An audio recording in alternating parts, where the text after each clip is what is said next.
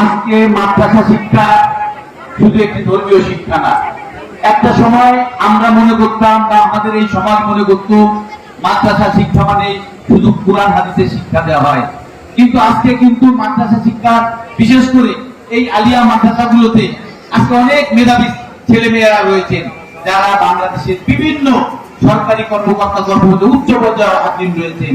আজকে ঢাকা বিশ্ববিদ্যালয়ে যদি আপনারা লক্ষ্য করেন দেখবেন যে ঢাকা বিশ্ববিদ্যালয়ের অনেক শতাংশ ছাত্রছাত্রী যারা বিগত দিনে মাদ্রাসা শিক্ষা শেষ করে এসেছেন।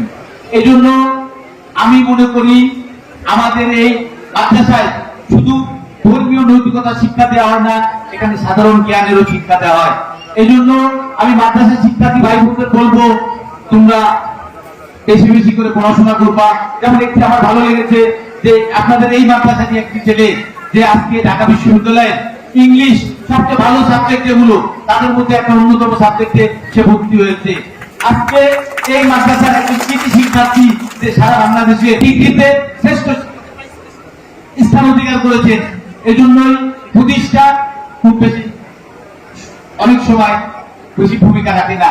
প্রতিষ্ঠানের শৃঙ্খলা, প্রতিষ্ঠানের শিক্ষক এবং প্রতিষ্ঠানের পরিবেশ যদি ভালো থাকে, সে কোন অঞ্চলে অবস্থিত সেটা খুব বেশি ম্যাটার করে না। এই জন্যই আমি আমাদের এই শিক্ষার্থীদের পাশাপাশি আমাদের অভিভাবকদের বলবো, আমাদের শিক্ষক বন্ধুদের বলবো, আপনারা আপনাদের প্রতিষ্ঠানে আপনারা ছাত্রছাত্রীদেরকে সবচেয়ে যাতে ভালো শিক্ষাটা পায় সেই ব্যবস্থা করবেন।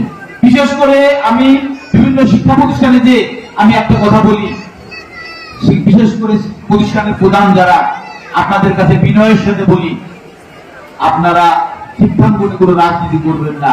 সেটা বর্তমানে বিএনপি ক্ষমতায়, আপনারা বিএনপির পলিটিক্সও বিশেষ করে এই শিক্ষাঙ্গনের যারা প্রধান রয়েছেন বিএনপির পলিটিক্সও করা দরকার নেই।